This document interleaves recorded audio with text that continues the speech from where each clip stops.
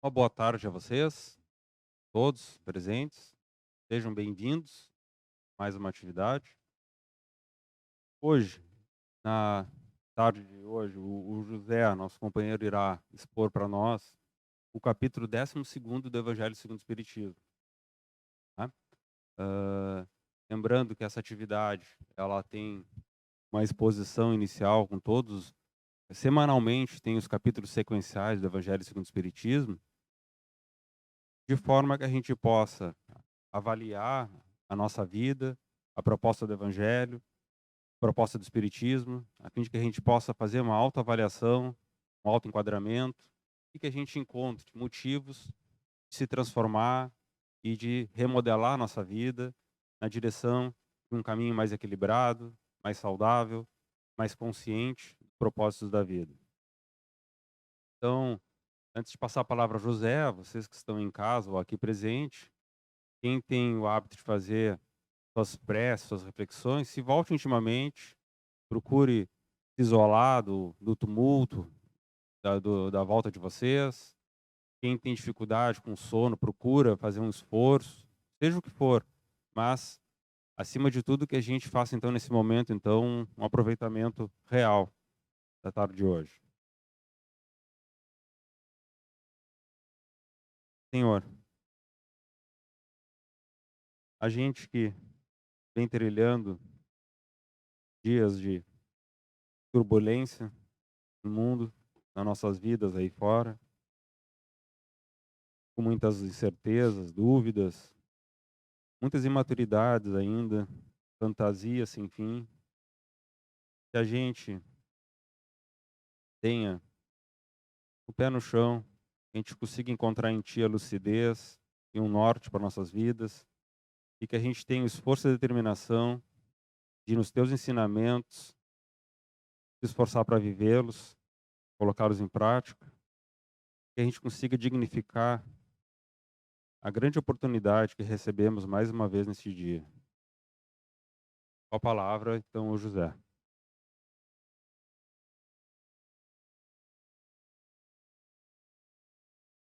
Boa tarde a vocês que se encontram aqui. Boa tarde ao pessoal que nos acompanha.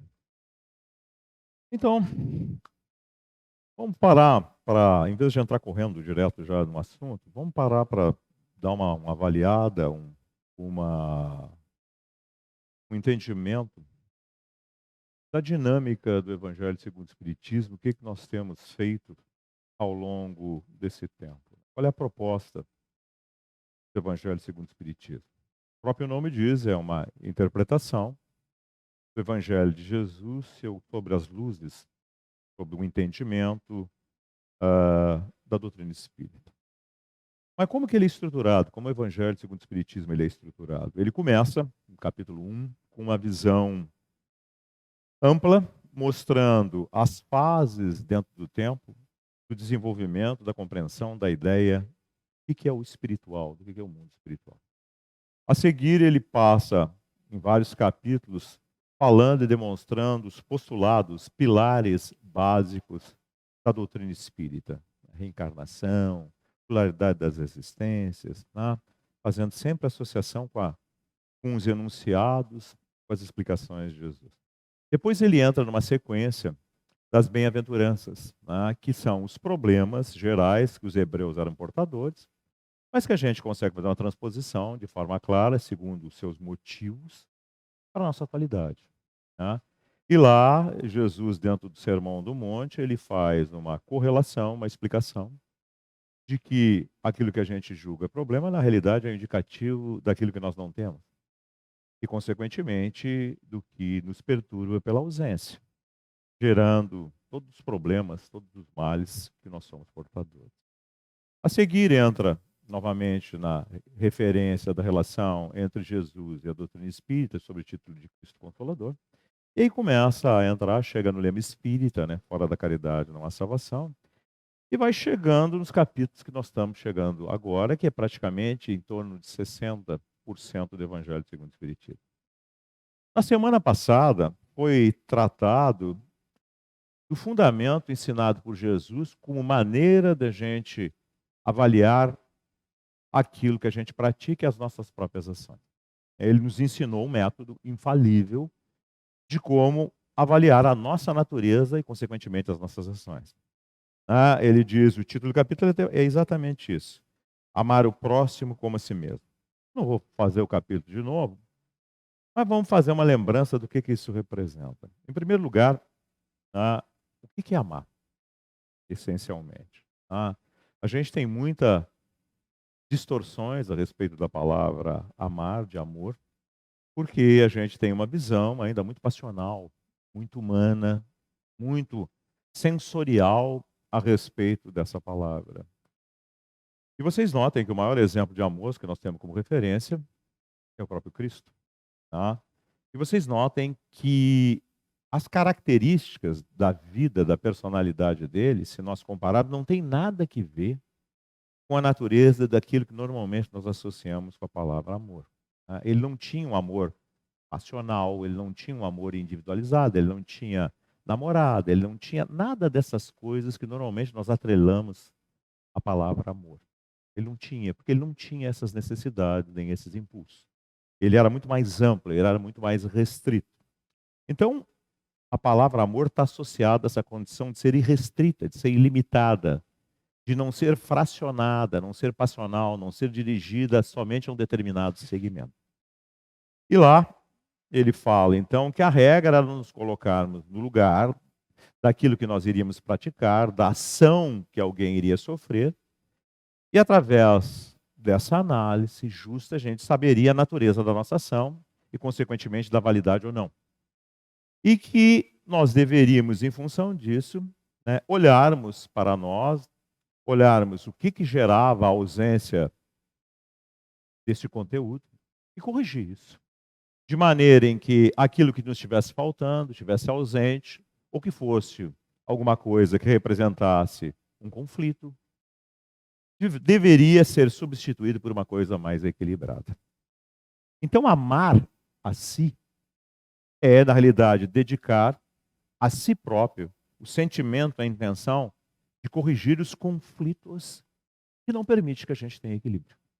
Tenha serenidade, tenha paz. Tem os valores inerentes a esse estado que ele representava, porque ele não tinha conflito. Então, o fato da gente se amar não é o fato da gente mascarar aquilo que nós não temos ou os conflitos que nós somos portadores. Muito pelo contrário. É olhar para eles de forma a corrigi-los. Então, em função disso, eu não posso ter depressão, eu não posso ter fuga, eu não posso ter negação. Porque qualquer um desses conteúdos e outros associados a eles impedem que eu tenha uma postura de determinação, de equilíbrio, de enfrentamento e, consequentemente, de êxito em relação à natureza dessa proposta. Vejam bem o que eu estou falando para vocês.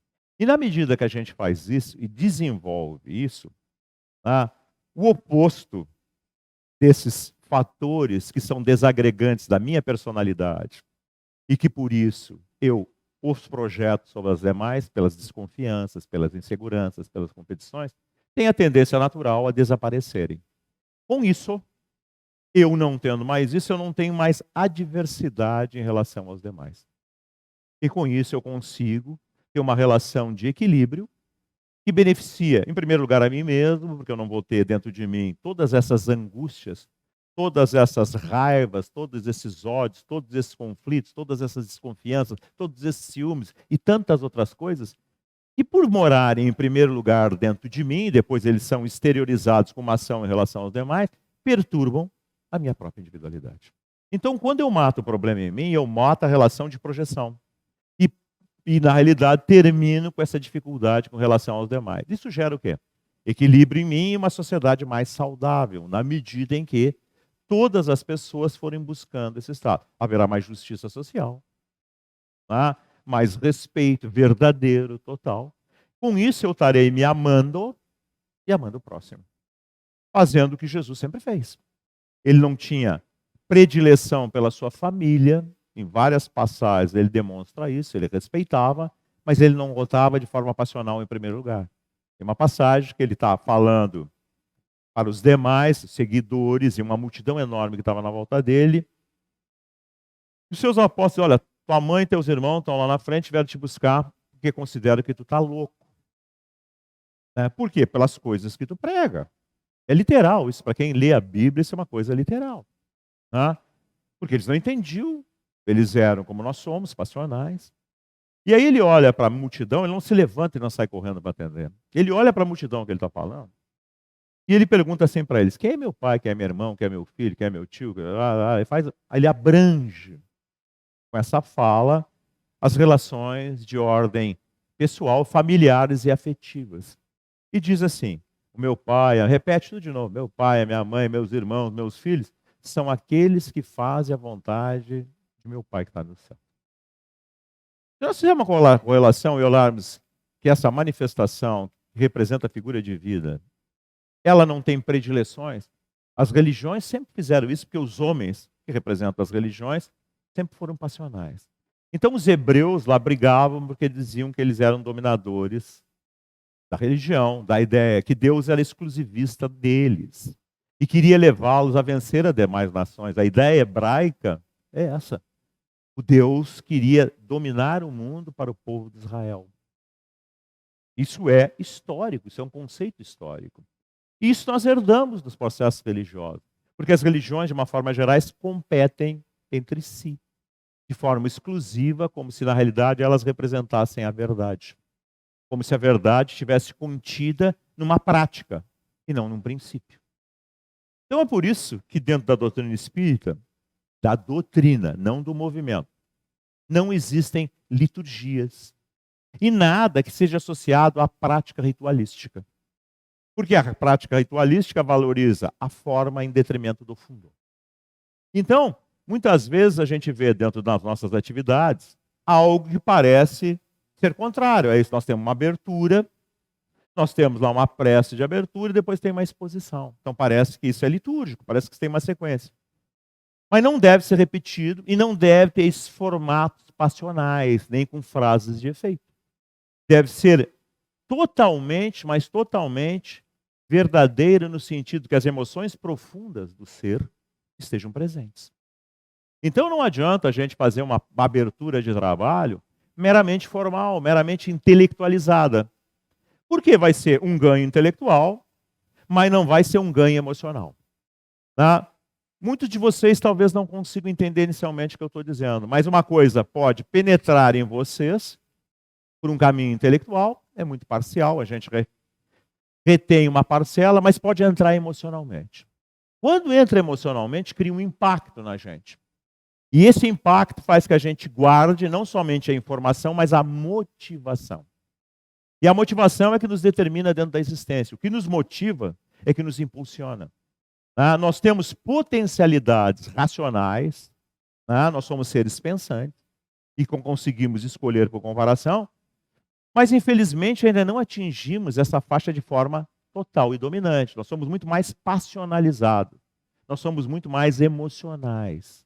E uma emoção não necessariamente muito equilibrada, que nos leva a escolhas equivocadas.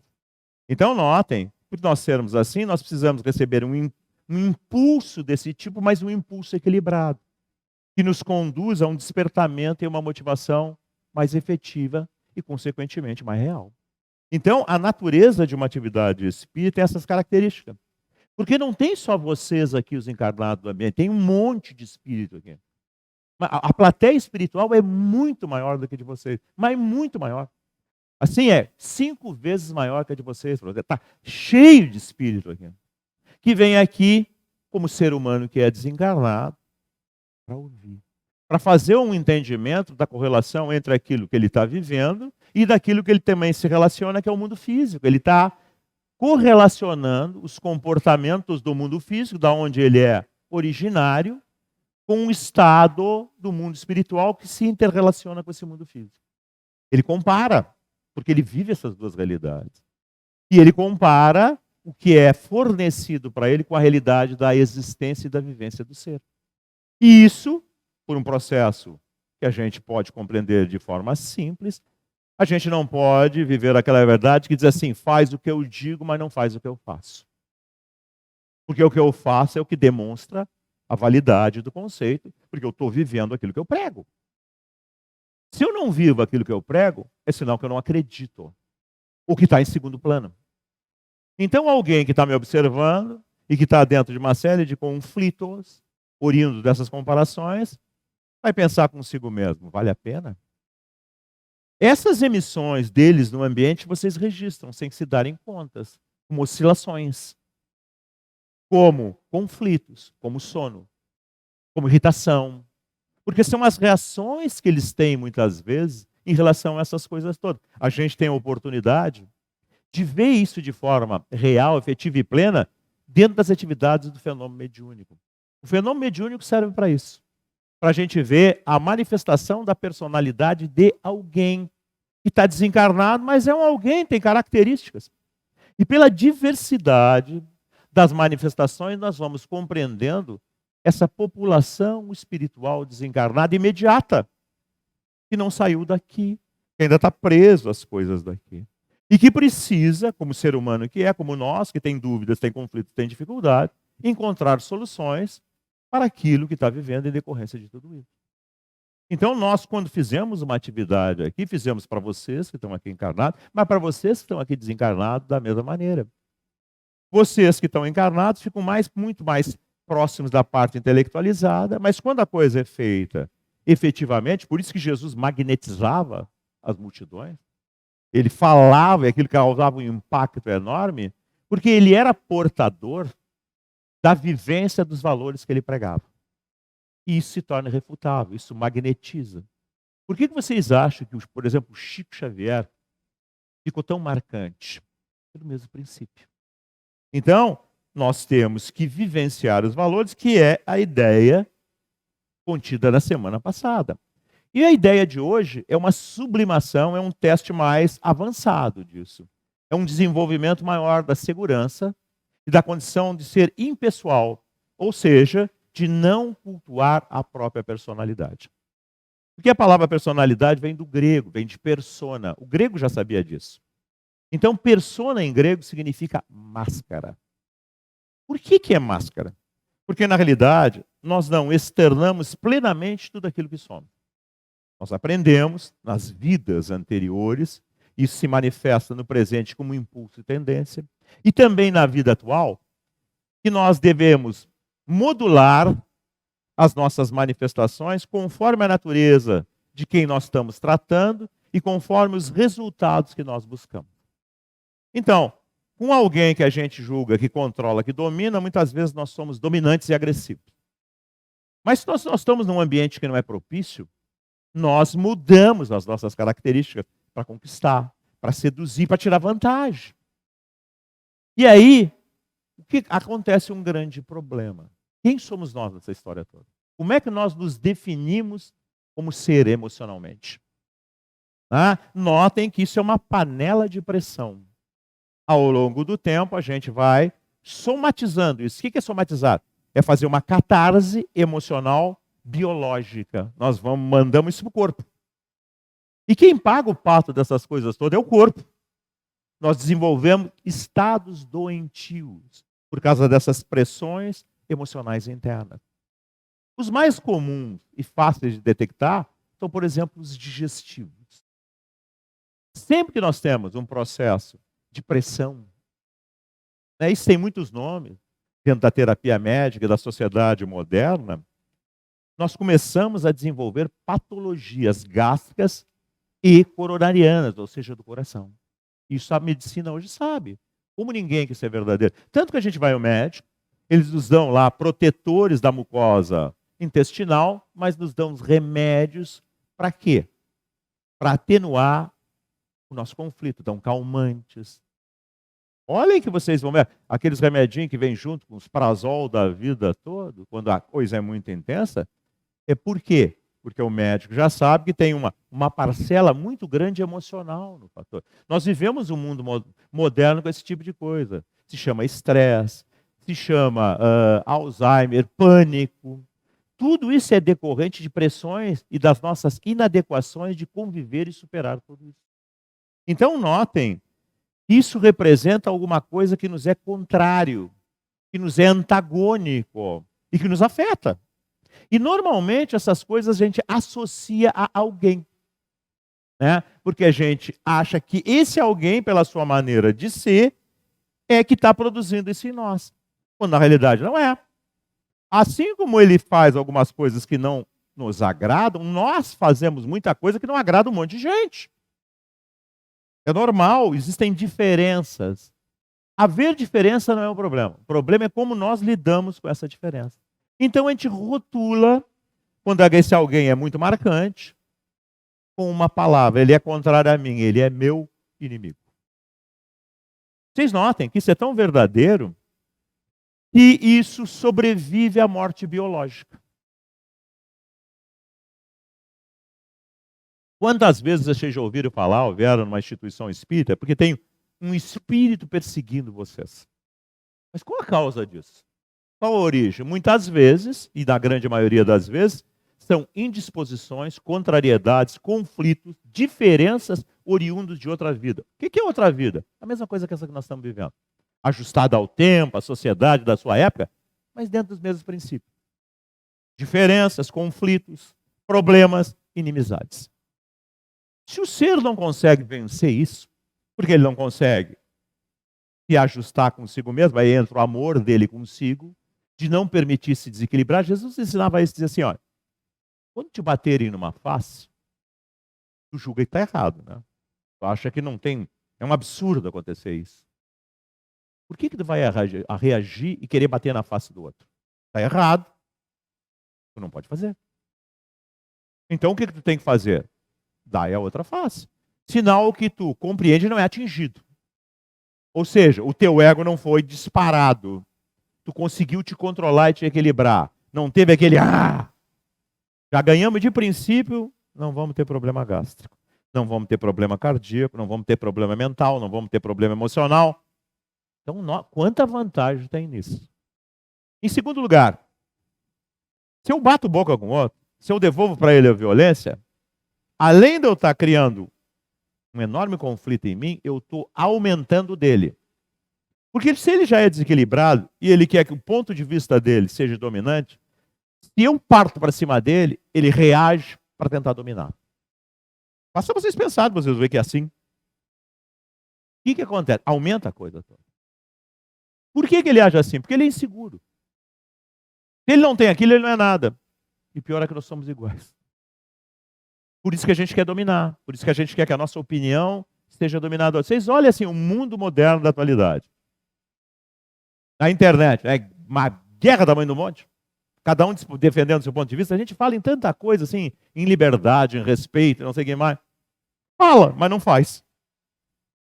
O que menos se faz é isso. A gente ataca os outros. A gente se envenena. A gente cria sectarismo, partidos de divisão. O que sai de bom nisso? O resultado prático. Vocês veem alguma coisa de boa nisso? Isso culmina num limite, quando as pessoas se associam a uma ideia, criando sectarismo e divisões em guerras. As guerras são oriundas disso. Vocês podem olhar que todas as guerras que existirem em todos os tempos no planeta são derivadas dessa situação. Começa no fórum íntimo de alguém que se associa a outro que acha que é a mesma coisa, a outro. Nós criamos uma partição e os outros que pensam uma outra. Quando isso atinge uma nação inteira, entra em litígio com uma outra nação. Mas sempre começa dentro de um ser, do outro ser, essa associação que gera tudo isso. Então vocês notem que isso é um problema enorme para o indivíduo e para a coletividade, que é a associação de indivíduos. Gera os problemas sociais, gera os problemas dentro das famílias. Isso gera problema entre pais e filhos, entre os cônjuges. Se nós pararmos para pensar, isso é muito bem definido dentro do Livro dos Espíritos.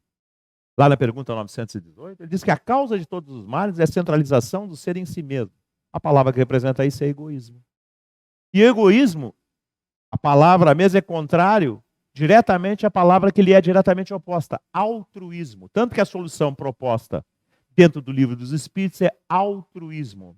O altruísta não coloca o seu eu em primeiro lugar, porque ele não tem necessidade de fazer isso. Ele não é assim. E o exemplo notório era Jesus. Jesus sai para pregar no mundo, não leva nada, vai de lugar em lugar, tratando com os abandonados de todos os tempos, que tinham fome, que eram doentes, que não eram de classe dominante. Ele não poderia tirar nada de vantagem daquilo ali. Por quê? Porque ele não tinha essa necessidade. Ele fazia o bem pelo bem. Ele se conduía pelo problema alheio. E ele não colocava nada de seu em primeiro lugar, porque ele não tinha essa necessidade emocional. Ele não duvidava, ele não tinha medo. Vocês notem que ele era tanto assim que ele sabia que os apóstolos, que Judas ia trair, que os apóstolos iam fugir, ele ia ficar sozinho. Ele sabia de tudo. Ele tinha presciência das coisas todas. Tanto é que na última ceia, lá quando ele está com eles lá, ele fala para eles, tu diz, Papito, tu vai me negar 3 vezes. Tu vai ficar com medo e tu vai fugir. Judas estava botando a mão com ele no prato, vai me trair. Então isso demonstra que ele tinha consciência dos fatos, mas ele não era afetado pelo fato, pela segurança interna. Por quê? Porque ele não tinha esse comportamento de ser afetado pelo comportamento alheio. Ele não tinha inimigos. Então vocês notem que como é bom ser dessa maneira. Nós temos medo de morrer. Nós não sabemos quando morrer, mas temos medo de morrer. Vocês têm medo de ficar doente, porque o ficar doente leva à morte, leva à dor e leva à morte. Vocês têm medo das todas as querelas emocionais. Por que você acha que as pessoas têm ciúme? Da onde nasce o ciúme? O ciúme nasce da insegurança, da incerteza, do medo de sofrer, de ser traído. Quando deveria ser o contrário. Se alguém vai lá e me trai, é porque não me merece. Simplesmente isso, eu não estou perdendo nada, eu estou ganhando. Eu estou ganhando a ausência de alguém que é mentiroso. Que não merece conviver comigo. Que nunca vai me trazer felicidade nem segurança interna dentro da minha vida. Eu não estou perdendo, eu estou ganhando. Eu estou saindo de um problema. Eu estou deixando alguém ir na direção das suas fantasias. Porque toda fantasia termina, porque é fantasia. Toda ilusão acaba pela desilusão. Porque não é real. Toda utopia não pode ser mantida, porque não se sustenta. Então parem para pensar. Porque a proposta do Evangelho sobre a ótica espírita é de compreensão, é de entendimento. Então, na medida que eu tenho essas coisas todas, eu vou olhar a ação de alguém e vou ter a famosa frase de Jesus na cruz, crucificado, escarnecido, estão debochando, queres vinagre? Vão lá dar uma fincada. Os apóstolos tudo fugiram para casa, escondido com medo. Tá só quem? A mãe dele, era a mãe. A prostituta que todo mundo marginalizava, mas que compreendeu a mensagem e teve a determinação para estar lá, e João, porque o amava profundamente. O resto, a multidão que o seguia em alta quantidade para pegar benefício para os seus problemas, soluções para suas dores, é ninguém, preferiram Barrabás. E o que ele diz lá, no momento derradeiro? Pai, perdoa-os. Eles não sabem o que fazem. Porque se soubessem, não fariam. Simplesmente não fariam. Todos esses comportamentos desse tipo refletem a covardia moral. Que só consegue fazer aquilo quando as situações estão materialmente todas a seu favor. Quando não estão, ele se encolhe nas sombras e espera a oportunidade. Nós lidamos com os espíritos em conflito aqui. Vocês acham que é uma guerra do bem contra o mal? Não é. É um serviço da vida na direção daquele que está em conflito. O que nós fizemos não é afastar os espíritos que vocês chamam de maus. É moralizá-los. É fazer com que eles entendam o equívoco dos seus conteúdos internos, dos erros das suas escolhas. Dessa maneira. Não somente de forma a explicar, justificando, mas demonstrar na prática da vida que isso é real. Porque essa multidão de testemunhas, como dizia Paulo de Tarso, seguem-nos para ver. A ideia é boa, mas vamos ver se ele é verdadeiro. Ele é isso. E se ele constatar que é isso, porque a grande maioria não faz isso, não é uma invenção minha, é uma frase de Jesus, muitos os chamados e poucos os escolhidos. Se eles fizer isso, o que ele vai ter? É irrefutável. A ideia se sustenta e a prática prova o resultado e o conceito. Ótimo. Eu vou querer isso para mim. E aí ele cede, isso se chama hierarquia moral, e se transforma. Então um trabalho espírita, ele não é feito em cima de intelectualidade, ele é feito em cima de emissões. Novamente lembro Jesus. Jesus dizia assim, o que sai pela boca vem do coração. Coração, órgão muscular, não. Centro gerador das emoções profundas. Se for verdadeiro, tem a conotação da verdade. É por isso que também numa outra passagem, em que um menino completamente desequilibrado sobre a influenciação espiritual caía no fogo e na água, é assim que diz a parábola, é levado, como levavam-se quantidade de pessoas para serem socorridas. E os apóstolos trabalhavam lá junto a essas situações. E nesse caso específico, o apóstolo não conseguiu.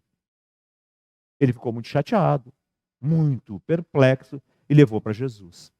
E a frase que está lá nos evangelhos, a respeito disso, quando o apóstolo acanhado chega e traz o menino, de Jesus para com a situação, é exatamente essa.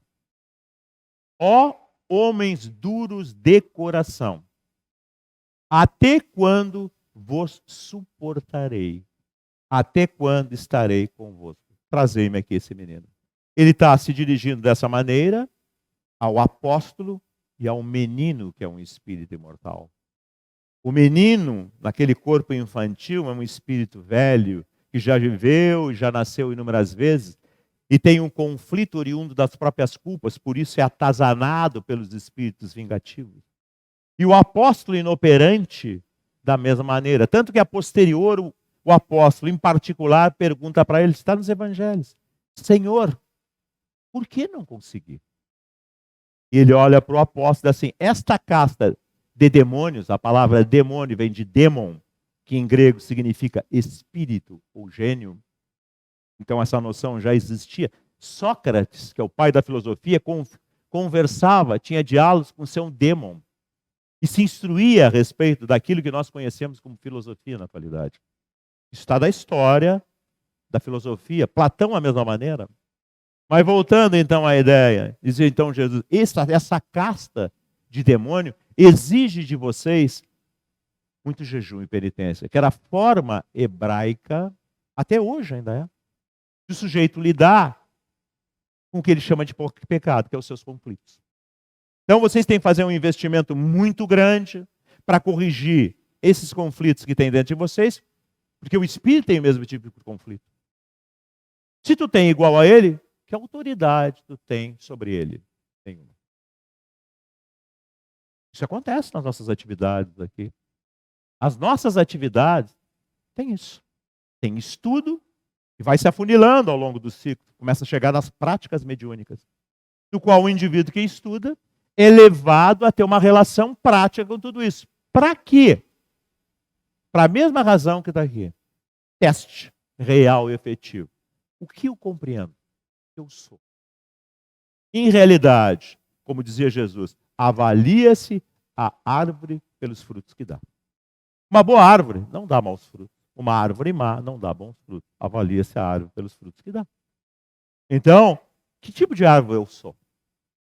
Com quem que eu tenho que lidar? Com os meus amigos, que jamais vão me dizer totalmente a minha natureza, vão sempre suavizar, porque não vão ter a coragem de me dizer ao vivo como eu sou. Mas o inimigo tem essa coragem. O inimigo me acusa, me ataca. É o grande teste para o meu ego, para a minha estrutura. Será que eu vou ser afetado ou não? Será que eu desenvolver segurança, abrandamento ou não? Isso acontece nas nossas atividades. E a gente é testado, porque a gente tem muitas distorções a respeito das coisas todas. A gente acha que a gente é bom, que é justo. A gente faz umas coisinhas de nada, essas coisas comuns, e acha que é o máximo. Se a gente usasse o referencial proposto no livro dos Espíritos, que é Jesus, lá é dito que ele é o modelo e guia. Então, o que é modelo? Algo a ser copiado. Guia, algo a ser seguido. Então, nós temos que copiar a sua natureza e seguir o que ele fazia. É notório isso. E o que a gente faz? Nós temos uma herança ancestral das religiões. A gente criou a figura do santo, que é aquilo que é impossível de ser atingido. E não é. Tanto que ele se auto-intitulava o Filho do Homem. E vivia no nosso meio. Um corpo igualzinho ao meu e de vocês. Nada diferente. Comportamentos distintos. Valores distintos. Então, notem, ele tinha inimigos que têm horror dele, quantidade. Fariseus, publicanos. Quem eram os seus amigos? Os interesseiros, os milhares de interesseiros que queriam resolver os seus problemas? Os apóstolos que fugiram? Ou só aqueles que tiveram com eles? Como se comprova uma amizade verdadeira? Pensem.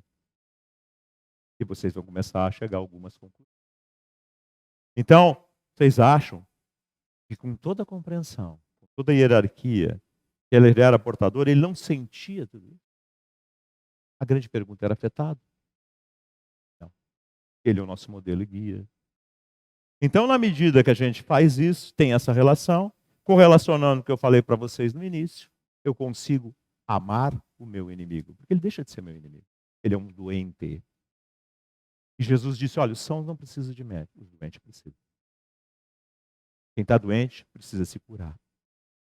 Isso se chama, em espiritismo, reforma. Modificação de alguma coisa que existe, que está deteriorada, em ser recuperada. Por isso, reforma íntima. Reforma interiormente. E isso não se faz só vindo aqui escutar, nem tomando passe, nem entrando simplesmente para estudar. Isso é um terço da coisa. 33% é o inicial. É o despertamento, aquela coisa que diz, pelas luzes da compreensão, opa, tem algum fundamento aí.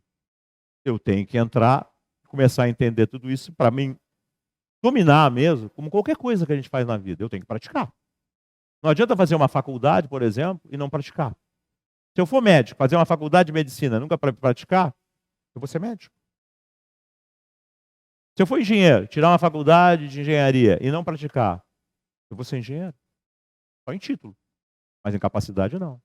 Se eu for uma dona de casa,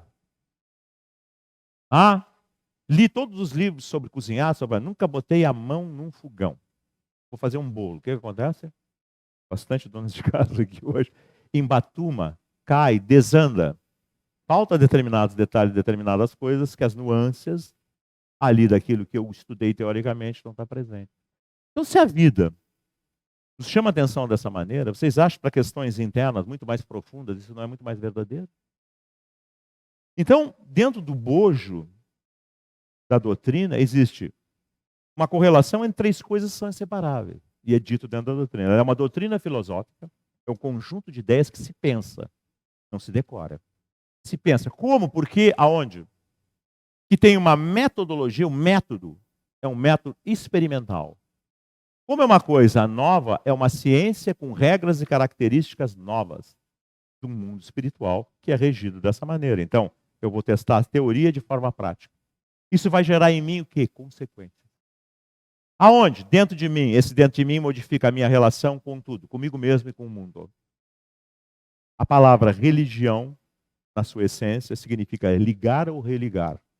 Então, uma nova estrutura de relação de mim para comigo e para com a vida, consequentemente para os demais. Não dá para separar essas três coisas, porque elas se completam e definem. Então, a gente vem aqui para isso. Por mais que vocês não saibam, vocês estejam sentados aí, vão tomar passe, mas em quem entrar alguma coisa realmente, muitas vezes a dor serve como elemento de despertamento, que a dor nos força a buscar recursos. Nós começamos a ter uma outra relação, um outro desenvolvimento. E o que isso produz? Alteração de voz? Mudança de roupa?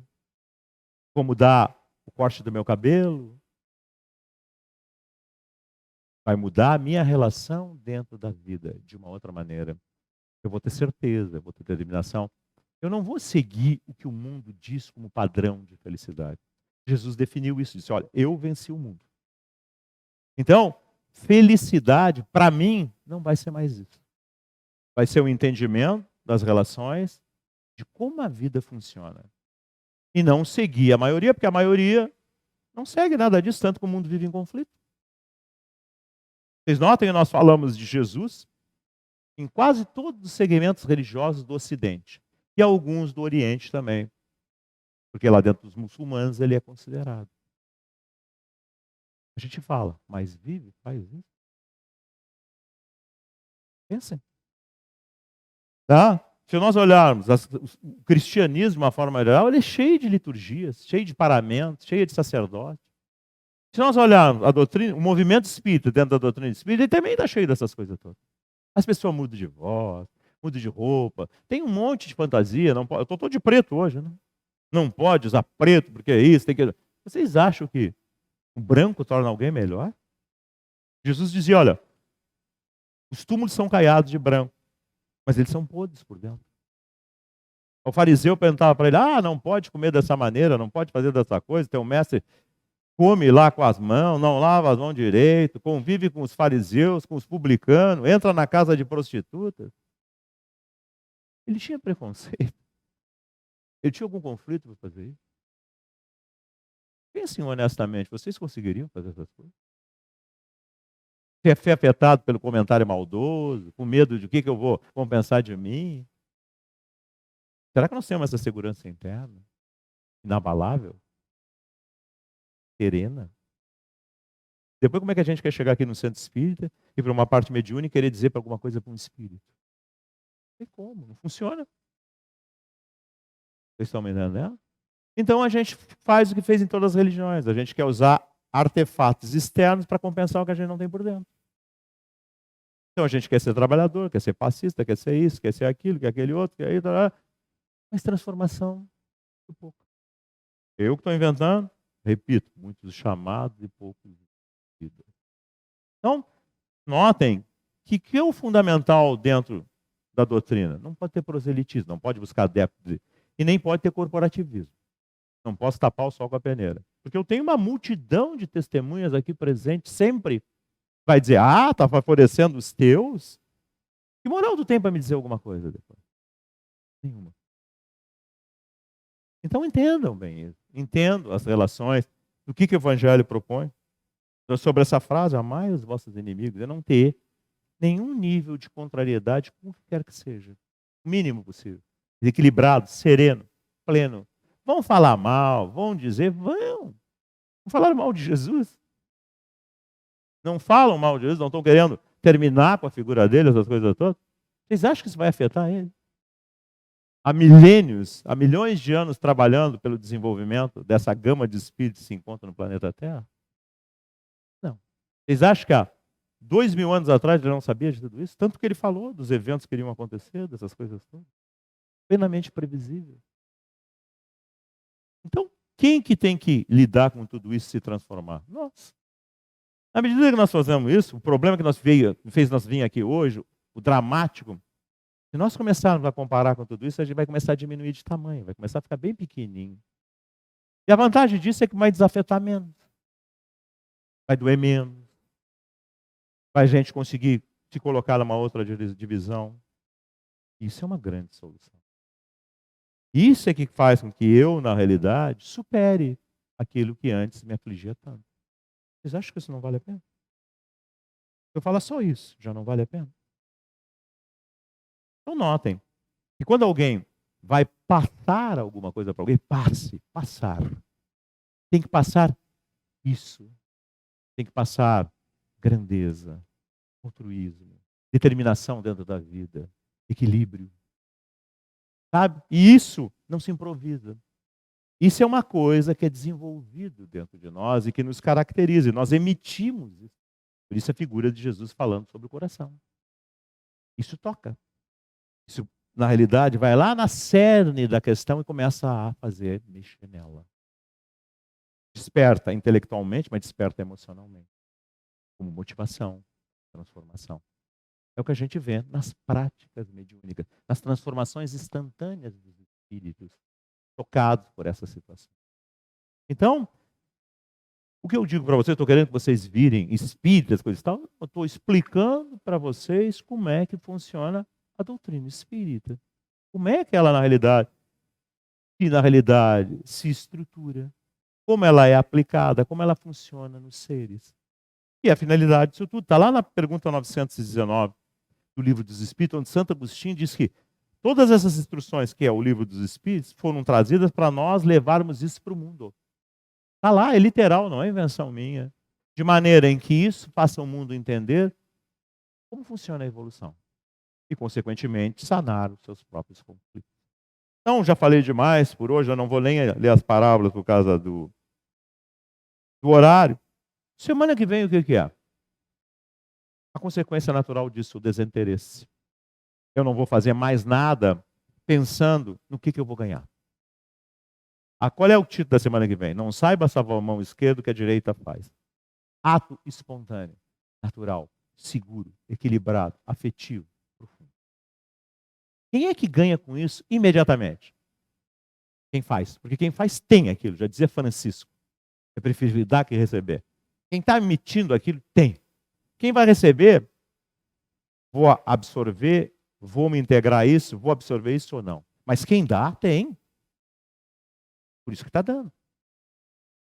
Então notem que esse é o título da semana que vem. Que a gente tenha essa característica, que a gente seja dessa maneira. Pouco interessa o mundo. Pouco interessa o que as pessoas pensam, como elas são. Porque se o mundo fosse muito bom, não estaria da maneira que está. O mundo ruma numa direção melhor. Como que ruma numa direção melhor? A forma natural de despertamento. Dor. A gente não gosta dessa palavra, né? Mas ela funciona. Que funciona, funciona. Quando a gente não está dentro dela, a gente foge, mente, descaracteriza. Quando ela chega, que é uma consequência natural nossa, não é Deus que coloca, a gente é obrigado a buscar as suas razões para poder consertá-la. Isso nos força uma mudança de direção. E, consequentemente, nos encaminha na direção da solução. É minha ideia? Lembre-se, capítulo 5. Bem-aventurado os aflitos. É a primeira das bem-aventuranças. A aflição é alguma coisa que faz com que o indivíduo entre em transição entre o primitivismo, o primarismo, a dureza, a ignorância e a busca de um melhor condição. Então, semana que vem, vocês vão ouvir falar sobre isso, sobre essa relação espontânea, natural e equilibrada. Que a gente vê nas figuras tão notórias, vou lembrar o nosso ícone aqui, o Chico Xavier, mas vocês viram isso na Madre Teresa de Calcutá, que não era nem cristã, né? Ela era formação muito mais muçulmana, depois é que se ingressou dentro da atividade que o cristianismo desenvolve. A Madre Teresa aqui nossa da Bahia e tantos outros que existem por aí, que tiveram uma vida de felicidade para eles dentro de um mundo de dor, de pobreza e de dificuldade. Olhe, por exemplo, vou sair dessa área, os Médicos Sem Fronteiras. Para um médico poder trabalhar nos Médicos Sem Fronteiras, ele tem que pagar, vocês sabiam disso? Ele não é pago, ele paga para trabalhar. Ele vai lá para o meio da África, onde não tem nada, onde é uma pobreza enorme, porque ele é altruísta, ele não quer ganhar dinheiro, ele quer curar o problema. Então nós temos, no mundo atual, essa diversidade de seres que estão florescendo e amadurecendo para tudo isso? Claro que tem. Por isso que o mundo está em transição. Pensem vocês a respeito disso. Que parcela cada um de vocês pode contribuir para isso? Vão estar contribuindo para o mundo ou inicialmente vão estar contribuindo fundamentalmente para vocês mesmos? Pensem.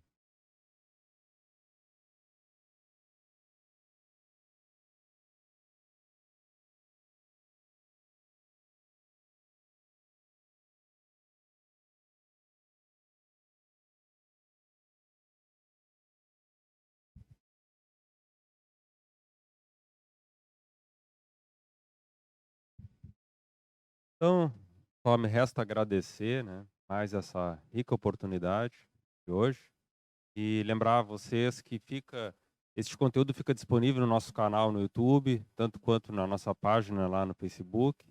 Compartilhem, ajudem a ampliar a difusão deste entendimento, dessa compreensão mais profunda da vida. E tenham todos uma boa semana.